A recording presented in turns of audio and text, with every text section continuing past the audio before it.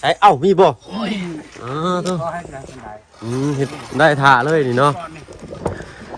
ตามเบิ่งแล้วพี่น้อยเนาะเอาพี่น้องเนาะเปิดคลิปเปิดภาพมาบ้าน2เงินซานของน้องต้นกล้าโอ้ยงามหลายพี่น้อยเนาะนี่ละงานแหลกแหกมันคงบ่เพิ่งอย่างใดพี่น้อยเนาะติชมกันได้ลังบ่ได้น้อยเด้พี่น้อยเนาะซ้ำกับบ้านน้องอาเจืองเพิ่นผู้ใดเนาะเพราะว่าเฮาแนมเบิ่งแล้วมันตอนแรกที่ว่าเฮาเบิ่งแต่ตารางคือว่าหอมเลยเนาะเดี๋ยวเบิ่งคือสิต่ำเด้อพี่น้องเด้อเนาะแต่ว่าบ่ต่ำดอกเนาะสูงหัวบ่เพิ่งพอดีเลยเนาะ1เซนส้นหัวบ่เพิ่ง1เซนเนาะก็อยากให้สูงกว่านี้แหละพี่น้อยเนาะมายืนอยู่น้องต้นกะใช้มายืนใส่บ้านดูพอดีบ่พอดีเนาะทางบ่เพิ่งสูงกว่าน้องต้นกะหน่อยนึงโดยสบายดีบ่ได้พอกันแต่ดนเนาะโดยกินข้าวกับยังเมื่อกี้นี่กินปลากินปลาข้าวกั้งลาวะเนาะงามพี่น้อยเนาะอันนี้เพิ่นรอถ่าบ้านวงกบถ้าบ่เพิ่งคือสิได้เอาบ้านวงกบก่อนพี่น้อยเนาะเดี๋ยวทางอ้ายเพิ่นนำมาอีกก็สิสั่งสังกะสีมาเลยเนาะตอนนี้เงินนำบ่เพิ่งก็อยู่4.7 ล้านพี่น้อยเนาะรอบเมื่อนั้น5.7 ล้านพอดีเอาไปทุกทานนำโอเคเพิ่นเนาะ1 ล้านทางอ้ายเพิ่นก็ได้โอ้ยเด้ต่อมอมอยู่เด้อันนี้นี่ต้องได้ใส่เสาอีกได้นี่เนาะนี่เป็นบ่ต้องใส่เพิ่นบ่ใส่บ่น่าสิบ่ได้ใส่เด้อคันว่าใส่นี่ก็งามได้พี่หน่อยเนาะใส่บ่นี่ก็งามใส่ก็งามเอาให้มันให้งบมันพอก่อนเนาะจังใส่ทีหลังหาเงินหาคำขายหมอกขายมันได้จังซื้อเสามาใส่เด้อประตูเด้อเสาเล็กกลมอันเดียว1ดอกเนาะบ่ฮอดล้านดอกเนาะเดี๋ยวก็เบิ่งเติมอีกถ้าว่าในใดก็จึงว่ากันเนาะตอนนี้เอามันเสร็จสิ้นตัวนี้ก่อนอย่างอื่นพ่อว่าไปไกลหลายเนาะโธ่พี่หน่อยเนาะเอาก่อนอื่นเด้อทำบอก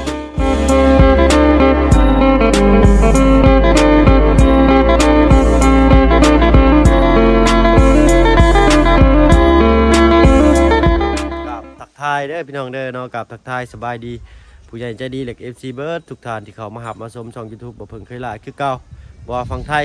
ฟังลาวแล้วก็ทั้งฟังต่างประเทศก็ยินดีต้อนรับเข้าสู่ช่อง YouTube บ่เพิ่งเคยหลายเช่นเคยพี่หน่อยเนาะอยู่พี่ละ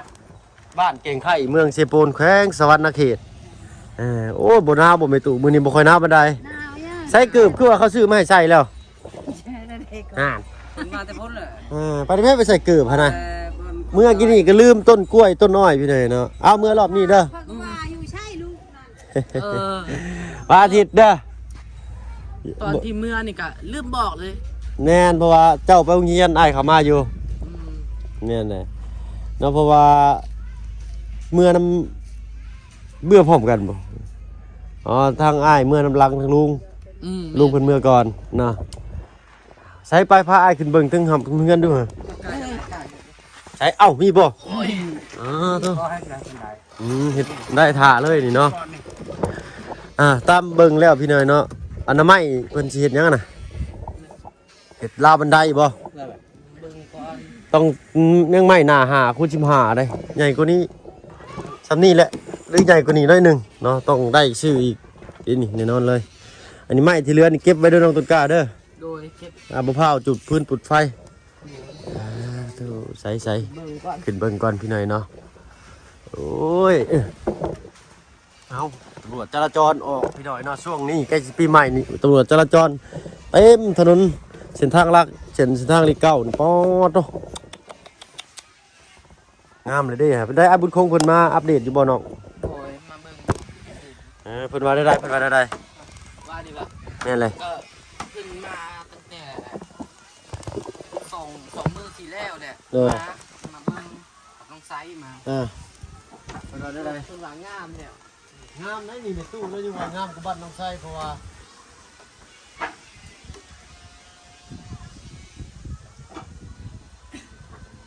เด็กยังไม่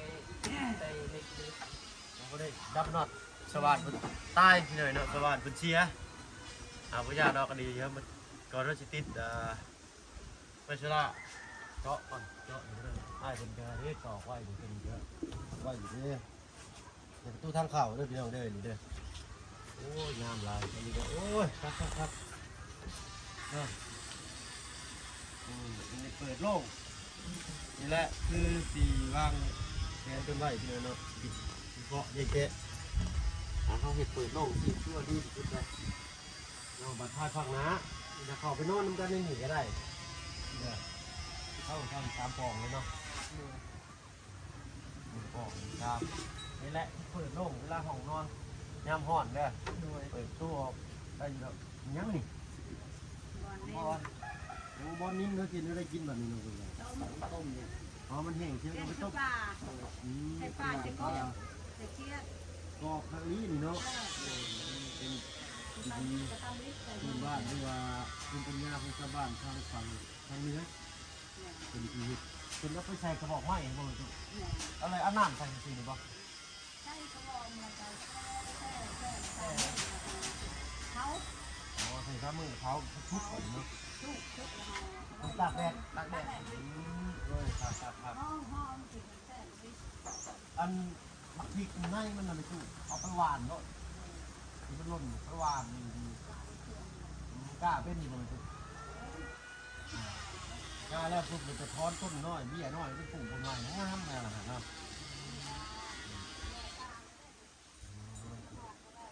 โอ้ปวดหัวพี่เลยเนาะมาแต่9 โมงเนาะรถจราจรออกปีใหม่นี้แห่งกระเต็กเนี่ยแม่เองลายเลยนี่ที่ผมได้รู้จักจะมาสักพักเลยพี่เลยเนาะเพราะว่ารถบางเพิ่งเขาซื้อคือมีใบซื้อขายซื้อเนาะมันเป็นซื้อมือ2 มือ3คนนะรถมันบ่มีเนี่ยบ่มีทะเบียนบ่มียังเลยเรามีแต่รถโลนก็กล้าว่าซื้อมา20,000ขี่ไปในบ้านเนาะขี่เฮ็ดเวียกเฮ็ดงานกับตอนแรกก็บ่ได้คิดว่าสิขี่ขึ้นมาใกล้ปานนี้ได้แล้วมันจำเป็นพี่เลยเนาะจะเป็นนะก็ถ้ามีฉะนั้นเนี่ยก็ขี่ฉะนั้นก่อนเนาะจะได้ล่ะเนาะมีเงินมีคำหมดแล้วเนาะทางอาจารย์ก็บอกแล้วโยมเทียนว่าใครที่มีรถดัดแปลงนี่ตำรวจมาเบิ้งทำบ้านได้คือกันทำบ้านได้คือกันส่วนมากดัดแป้งนี่สิโดน100 ถึง 100โดนอยู่แล้วน้องเนาะอย่าเห็นเด็ดขาดรถพวกบ่มีไม่ใช่ซื้อกระโดนอยู่แล้วแต่ก็พออารมณ์รวยก็ได้เนาะเสียและธรรมดาเพิ่นก็เข้าใจเขาอยู่ว่าเขาบ่มีเงินซื้อก็อยู่บ้านนั่นมันก็คือเฮ็ดนี่แหละเบิดเดี๋ยวพี่น้อยทางนี้ก็ได้ขี่รถเบียดบ่มีนึงบ่มีเรื่องนะเงินเบิดแต่ว่ามันก็จำเป็นเนาะมันบ่มีเงินซื้อเป็นบ่แม่ขี่ไปหายไปสวนนั่นอยู่ๆนะรถเวียดก็บ่ได้แพงเท่าใดขายราคาต้องได้เอ้าผมว่าเรื่องนี้ต้องว่าเรื่องบ้านทองเงินทานนะพี่ทางไอ้ชาเพิ่นได้ฝากยังไหวอยู่บ่ฝากความยังไหวอยู่บ่เพิ่นก็บอกว่ายังถ้าแบบว่ามีราคาแล้วแหละสิเฮ็ดเลยตอนนั้นแต่นี่ยังบ่มีราคาเพิ่นว่าสิใช้ราคานี่แหละเปิดโลกนี่กับตู้สิพาปลาลุงมาเปิดกันเนาะเถอะเอาตู้ไปตู้ได้กินข้าวหรือบ่เจ้ากระโตไม่พี่หน่อยเนาะโอ้กินขาดลี่นี่เนาะ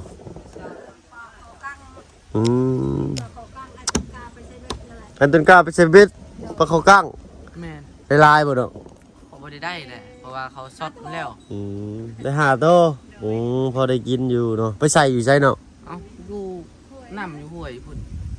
มันมีอยู่น้ำอยู่พุ่นแล้วในสวนจะได้สะในไห่นะมีไม่ได้ไปเพราะว่าอยู่พุ่นมันอยู่ไกลๆแหละไปอยู่นี่ก็ได้อยู่สวนจะมีบ่ป่ามีเนาะแม่โอ้เอาเบ็ดไปย้อนพี่หน่อยเนาะเอ้ามันบ่แม่นทางของเฮาดอกเอาไว้ชาวบ้านชาวช่องเพิ่นหาอยู่หากินแบ่งเล่งก่อนเนาะโตสื่อเป็นเราปืนเก็บดีเนาะงามอลืออันนี้ก็พอดีพี่หน่อยเนาะอันนี้ยังบ่แล้วแต่แล้วแม่นยังบ่แล้วสร้างหลายบ่อนก็หลายแบบพี่หน่อยเนาะเทคนิคการต่อไม้บ่ เอาน้องต้นกล้าเจ้าว่างเจ้าอย่าลืมไปตักน้ำสิขู่มาถูออกเด้อจักหน่อยสิฮอดขั้นตอนติดผนังแล้วมันสิอยากเฮ็ดยากได้ เด้อ เนาะเอานี่แหละมันแดดมันห่มเล็กน้อยแล้วก็เอาน้ำมาแล้วก็เอาผ้าเก่าๆนั่นเอามาแล้วก็ชุบน้ำแล้วก็ทูนงามกว่านี้อีกน้องเอ้ยเด้อเนาะเพราะว่าเพิ่นสิกบออกให้นี่ก็บ่ได้ยันหน้าเซามันเบิดไปหลายหั่นนะเอาใหญ่ซำนี้น่ะพอดีงามแล้วเนาะ ตอนแรกนี่แหละสิเฮ็ดนี่ นั่นแหละเด้อเนาะอ้ายก็บ่ได้ฟ้าวดอกอยากให้มันงามซุเจ้าแล้วเนาะไก่งามย้อนคนงามย้อนแต่งเพิ่นว่าเนาะเพื่อนสิเก่าไปหน้าสิลาไปหลังก็อยู่ที่น้ำเฮาได้เห็นเด้อเบิ่งเอารักษาเอาพุ่นแหละเนาะเอาคือปวดไม่กินแบบนี้แล้วกันบัดนี้ไม่นี่คือว่าครบเนาะเพิ่นไล่เพิ่นยังบ่ได้ไล่สังกะสีให้พี่น้อยเนาะจังได๋ก็สิเอาบานประตูมาให้ก่อนนั่นเนี่ยบานกบ1 2 3 4เนาะประตูยืน1เดี๋ยวจะบานกบก่อนเนาะอันใบมันจักสิพอหรือบ่เงินก็ได้ลูกติงเนาะเดี๋ยวใช้เพิ่นไล่ลูกติงให้มื้อนี้เนาะทางอ้ายเพิ่นยังยากไปอยากอยู่บ้านไอ้บุญคงผมจักแม่นเพราะว่าแม่ของเบาปุ้ง เพิ่นเสียเนาะเห็นเพิ่นในเฟซอยู่พี่น้องสิแวะเวียนเข้าไปอยู่เนาะหาเงินกินทานเพิ่นจักสิ50ก่อนเนาะ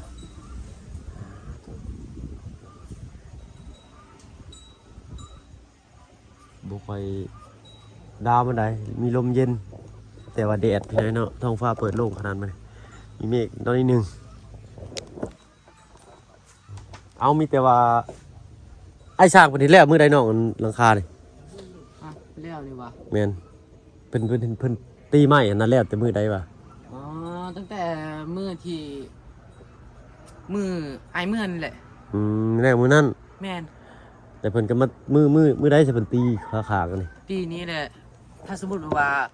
มื้อนี้ไอ้มื้อน่ะมื้ออื่นเพิ่นตีเลยโดยโอ้ยพี่น้อยเนาะถ้าว่าเขามีอุปกรณ์เพิ่นครบเบิดทุกอย่างนี่มันอยากแล้วแหละบาดนี้เนาะแม่นเอาก็ตามงบตามกำลังเฮาพี่น้อยเนาะเงินทองซุมื้อนี้หายากเลยใช้ง่ายนะใช้ง่าย1ล้านสิไว้นี่ซื้อหยังบ่ได้ซื้อได้อยู่แต่ก็ซื้อได้น้อยพี่น้อยเข้ากระสอบนึงอ่ะพี่น้อยเนาะเงินล้านนึงนี่เฮาก็บ่ได้ประมาทเงินดอกเฮาก็บ่ได้ดูถูกเงินนะพี่น้องเว้าถึงว่าเศรษฐกิจบ้านเฮานะเนาะเปรียบเทียบไปเบิ่งว่าเงิน1ล้านกีบนี่ก็ได้เข้ากระสอบนึงแล้วก็เหลืออีก300,000น่ะนะเซาละ700,000ตีไปโลด700,000พี่น้อยนะ600,000 800,000 600,000 9พุ่นแหละเข้าเงินเฟ้อแล้วแม่นก็คือว่าแล้วเนาะอยู่บ้านเฮานี่หาเงินบ่ได้มื้อละ200,000นี่อยู่บ่ได้ได้แม่น200,000กีบหรือว่ามื้อละ300 บาทเนาะ300 บาทอยู่ไทยนี่อยู่ได้สบายเลยได้พี่น้อยเนาะได้เงินมื้อละ300ถ้าเฮาใช้บ่ฟุ่มเฟือยมีเงินเก็บพร้อมอยู่พุ่นนี่เนาะแต่ว่าเศรษฐกิจเพิ่นคุมไว้เบิดแล้วนะเนาะมีระบบระเบียบเนาะจัดแจงชื่อเครื่องข้าวของมีราคาตายโตเนาะชื่อแพงเกินก็โดนเนาะจักเพิ่นจังแหละที่เพิ่นเข้ามาตรวจนะเป็นได้เขียนหนังสือซุมื้อนี่โอ้ยตัดผมนี่เด้อน้องเด้อโดยว่าสิตัดแหละตัดมื้อนี้เบิ่งคนในบ้านนี่แหละเพิ่นตัดให้บ่โดยให้ตัดให้บ่ให้ตัดให้บ่ตัดได้ยังบ่เก่งคือลุงจันเด้อเดี๋ยวถ้าลุงจันเพิ่นว่างเดี๋ยวสิเพิ่นเข้ามาตัดให้ถ้าเพิ่นเที่ยวมามื้อใดเด้อโดยถ้าแบบว่าให้ลุงจันตัดก็มีเวลาว่างก็โอ้ยมันจันนี่ก็อาจารย์บอกแล้วว่ามันสั้นๆอันนี้ก็ตัดก่อนก็ได้เนาะตัดผมหัวเท่าไรอยู่บ้านเจ้าตัดบ่แบบว่าหมู่แบบว่าคนแถวบ้านนี่เขาตัดให้เป็นยังลุงเนี่ยเขาเอิ้นเลยเป็นญาติกันเนาะบ่ได้ญาติแหละเพราะว่าคนแถวบ้านนี่แหละให้เพิ่นตัดให้ก็ได้เนาะเพราะว่าญาติลุงจันเพิ่นบ่ว่างเขามาอ้ายก็สิเมื่ออาทิตย์นี่ได้นี่แรงวันอาทิตย์นี่อ้ายก็สิเมื่อได้นี่อยู่เฮิงบ่ได้เนาะน้องอินเตอร์ก็ฮักกับใครแน่เนาะก็อีกอย่างนึงก็ทางบ่เพิ่งก็เสื้อรถใช้ท้ายรถเมื่อพี่น้อยเนาะบ่อยากเสี่ยงเงินโดยบ่ใช่เหตุนะน้องแล้วก็เบิ่งเติมอีกพี่น้องเนาะว่าบ่นี่ทางบ่เพิ่งก็สิ บ่ได้อยู่บ่ได้ อืม อยู่ได้แต่ว่าเมื่อบ่ได้พี่น้อยเนาะเพราะว่ามีดาดลายปีใหม่ซ้ำเนาะจังได้ ไก่สิปีใหม่แล้ว อดเช้าอันนะก่อนอดเช้าหลังปีใหม่ก่อนเนาะเมื่อนี่ก็เสียลายเมื่อเราก่อนก็เสีย2 ล้านพี่น้องเอ้ยเนาะเอาก็บ่ติเพิ่นแหล้วเนาะเอาเฮาก็ขอน้ำเพิ่นเนาะเฮาก็บ่มีเงินมีคำซื้อก็จำเป็นแหละเฮาก็อยากขี่รถขี่รางอาจสิเอารถมือหนึ่งมาขี่มันผัดบ่มีเงิน 7-8 หมื่นผู้ไหวบ่ไหวได้อข่อย โแม่น เนาะอันดีๆเนี่ยก็ได้เฮ้ยเอางามเดี๋ยวอาจจะให้เพิ่นไล่ราคาให้โดย เนาะติดตั้งของราคาโอ้จะได้ดอกบ่เพิ่งบ่ได้อยู่หรือว่าอ้ายสิอยู่เลยอ้ายสิขี่แต่แถวนี้เลยมันเมื่อเลยก็ขี่รถโดยสารเมื่อบ่เนาะยากอีกพอดีปีใหม่พี่น้อยเนาะเอา แม่น รวมตัวกับหมู่กับครูเลยกับทีมงานอยู่กับครอบกับครัวก่อนเนาะเขาดาวว่าไผแล้วพี่น้อยเนาะบัวาอยู่นอกอยู่ในก็ต้องมีเทศกาลแต่ละปีเนาะวันของครอบครัวอ้ายยังไม่ได้ขึ้นไปเบิ่งอยู่สูงจำนี้เนาะเอาเบิ่งจำนี้แล้วเนาะพี่น้องเนาะ โอ้ขึ้นในยันตกแหละ งามไปได้พอตู้ไปตู้งามเนาะมาน้องต้นกล้าลงเข้าไปในบ้านมันก็เว้าเนาะโอ้บ้านทรงจั่วนี่งามได้พี่น้อยเนาะเพราะว่าเป็นบ้านทรงดั้งเดิมแบบสมัยตะกี้อ่ะนะทรงเหล้าบ่ทรงจั่วบ่นี่ทรงโมเดิร์นนี่ฮะก็มีมาเด้อนี่เนาะมีแต่เฮิงแหละแต่ว่าทางบ้านเฮาสร้างเพิ่นบ่ได้เฮ็ดเนาะฝีมือบ่ถึงบ่หรือแนวใดหรือว่าเพิ่นยังบ่เห็นแบบบ่สินะเนาะเอาแต่มันอดีตวิทย์หัวคักเด้อพี่น้องเด้อเนาะตัวนี้ฮะวิทย์ห่างประมาณ5เซนจากหัวบ่อผึ่งจากคือตัวนี้นี่แต่ว่าตัวนี้นี่ติดหัวบ่อผึ่งประมาณ1-2 เซนเนาะน้องต้นกล้ากับวิทย์อยู่บ่น้องต้นกล้าเนาะพอดีเนาะ พอดี ทางอ้ายสิซูนหน่อยหนึ่งซูนเซน2 เซนเนาะเอาถ้าเป็นไปได้อยากให้เพิ่นยกขึ้นอีกหน่อยหนึ่งนี่เนาะเอาบ่เป็นแนวดอกอ้ายก็บ่ได้มาดุมาบ่อยขนาดนั้นน้องต้นกล้าอายุจักปีเลย 14 14นะ 14 15 16จะยังสิสูงอยู่อีก2 ปีจะมีโอกาสสูงเด้อ โดย ถ้าสูงพอด16 ปีเดี๋ยวก็บ่สูงแล้วความสูงก็เบิดปานนี้เนาะเจ้าก็บ่ต้องสูงเด้อยันหัววิเทือน ว่าหยอกพี่น้อยเนาะไม้นี้ชิบเสร็จเพิ่นนึงสิเฮ็ดเป็นเสร็จอย่างนี้เนาะเอาน่าจะมีแนวเฮ็ดเลยพี่น้อยเนาะต้องหาไม้ปิดจั่วอีกไม้แป้นนี่เฮ็ดเตียงได้อยู่ได้นี่พาให้เพิ่นพาเป็นนิ้วจัก แม่น 3-4 เซนเนาะ สิเฮ็ดเตียงนี่แหละ ตั้งนั่งเฮ็ดโต๊ะเฮ็ดหยังก็ได้โต๊ะละ50ละแสน2 แสนเพิ่นสิบ่เฮ็ดได้บ่เนาะหรือว่าเดี๋ยวสิลองอบรมเพิ่นก่อนพี่หน่อยเนาะบ่เพิ่มเว้าเรื่องราคาน้ำจิตน้ำใจพี่หน่อยเนาะเพิ่นมีน้ำจิตน้ำใจกับเฮา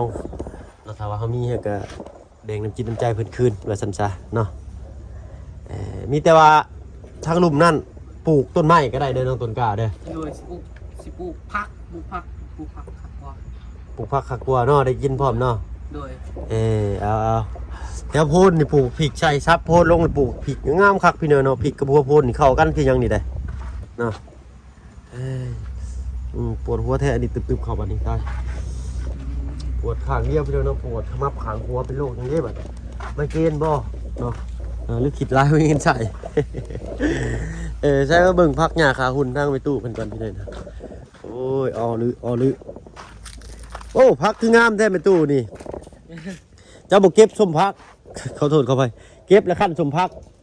เด้อเนาะยันมันเหี่ยวมันนั่นน่ะลงเห็ดส้มพักเลยกะ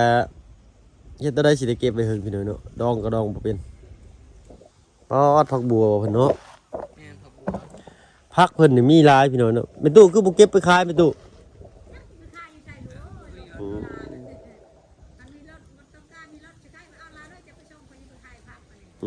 แถวบ้านดงนี่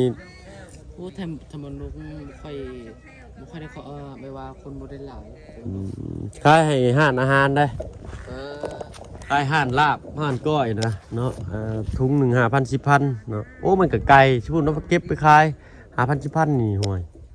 บ่ได้เปลืองน้ำมันเลยก็บ่ได้คุ้มเลยพี่น้อยเนาะพอจะได้ค่าน้ำมัน ส่วนหลายคนในบ้านนี้เขาขายอยู่ตลาด ตลาดใส่เพิ่นไปขายเนาะตลาดสิโปนพุ่น โดย โอ้สาวกว่าลัก30ก เขา ว่า สิ ลัก ขายอยู่ตลาดเช้าคุณ อืม กู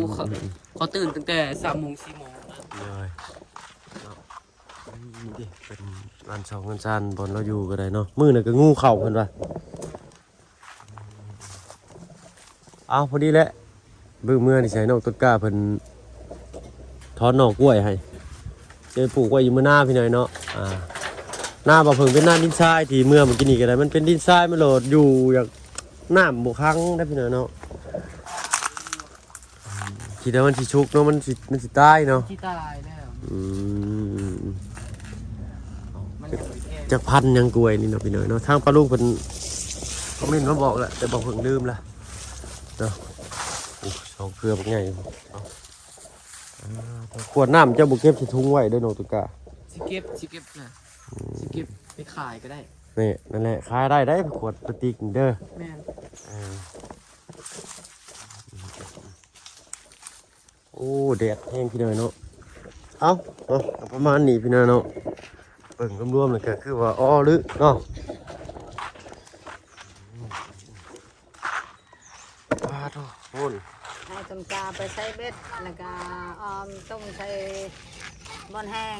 เลย เอาผัก บ่แห้งเนี่ยเฮ็ดกินได้เนี่ยแม่ตุเฮ็ดได้ก็ได้บ่ แห้งคือป้าเห็นอะไรต้มอันนั้นตำดิบก็ได้ ตำดิบ โดย มันบ่คันบ่แม่ตุกิน คัน บ่ ยังเขาลามแล้วเขาบ่ได้ต้มเขาตำเลย อ๋อตำเลย เลย อ๋อคือว่าเพิ่นเฮ็ดเพิ่นเอาใส่กระบอกไม้แล้วเพิ่นก็ไปเผา แม่ ก็คือว่ามันชุกแล้ว แม่ ตำดิบนี่คือว่าตำเลยนะบ่ได้ใส่เครื่องปรุงอย่างนั้นนะ อย่าว่าตำดิบแล้วบ่ได้เฮาบ่ได้แกงบ่ได้ต้มมันเด้ โดยตำบักพริกเกลือพริกนัวลุงก็จ้ำบัดนี้เนาะ แม่นใช้หัวใช้ไข่น้ำให้ เอ ใส่ ยเอาสิแหละพี่น้อยนะทางบ้านเฮาสิบ่กินบ่ฮู้แนวกินบ่แม่นน่ะบ่กิน ของบ่เคย แม่นเพิ่นบ่เคยกิน คือสิแหละทางเฮามีประสบการณ์ใดๆก็มาไปแบ่งเพิ่นทางนี้เนาะแนะนำเพิ่นเฮาก็มาเก็บเกี่ยวประสบการณ์ทางนี้นํเนาะเผื่อว่ามีไอเดียดีๆเมื่อเฮ็ดธนาเนาะสิซั่นเอาไปก่อนเนาะไปทางอื่นก่อนเด้อบัดนี้เด้อเนาะสวยแห้งเลยมื้อนี้นะ โอ้ยแดดลูกเอ้ยไป แม่น แดดอะไรได้ เดี๋ยวลูกออกมาก็สวย ขอ เป็น ใจละลายลูกเอ้ย โดยเนาะเอาไปได้ทางอ้ายเพิ่นโทรมาเล่นแม่นนํอยู่บ่ต้องตึกกะ โดยโทรอยู่ตอนเช้าอีก เพราะว่าทางพี่เพิ่นติดฮอลิเดย์บ่วันฮอลิเดย์บ่ถ้าบ่เพิ่งจำบ่ผิดเนาะเอาก็คือว่าแหละสากลเท่านี้เนาะทั่วโลกแหละว่าซั่นซะสิมีวันของแต่ละประเทศแต่ละภูมิภาคเนาะวันสำคัญเอาไปทางอื่นก่อนซั่นเนาะเดี๋ยวพุ่นแหละเวลาสิเข้ามาใหม่เด้อน้องต้นกล้าไปตู้ประตูเด้อ โดยสบายดี เด้อสบายดีอยู่ที่พี่แฮงคือเก่าเจ้า ให้ระวังให้ตลอดปลอดภัย เด้อเนาะ ให้เก็บเงินเก็บคำไปนำ เด้อ ให้ สา รับ ธุสาธุเนาะ ยาไหนใครยา เด้อ ให้เงินลังมาหาลูก สาธุเนาะ มีหมู่มีคู่ทั้งนั้น เด้อเอาไปรอดปลอดภัยนี่บุคคลยังหลายขอติดตำรวจบ่จับ พอเอาจับรถพี่หน่อยเนาะบ่มีเงินเสียแล้วเนาะโอ้ยพอนำลายๆแล้วพี่หน่อยเนาะ นี่คือ เด้ออ้าวบ่เป็นหยังพี่หน่อยเนาะเฮาก็ฮู้อยู่ อย่างเลิก เด้อ เด็กคนไปในนั้นแหละ เด้อก็ขอน้ำเพิ่นเนาะรอบก่อนก็ขอน้ำเพิ่นก็ว่า เห็นใจเฮาอยู่เฮาก็มาเฮ็ดเวียกแบบนี้ช่วยสังคมเนาะเพิ่นก็ปล่อยไป ว่าเขาจ้างคนนั้นแหละ เด้อเอาไปก่อนพี่น้อยเนาะพบพ่อกันคลิปหน้าสำหรับคลิปนี้ลาแล้วเนาะอยู่ดีมีแฮงเบิดสุผู้ทุกคนที่เข้ามาหามาชมช่อง YouTube บ่าวเพิ่งเคยลาคือเก่าไปเดินทางต่อเฮาบัดนี้เนาะสบายดีเจ้า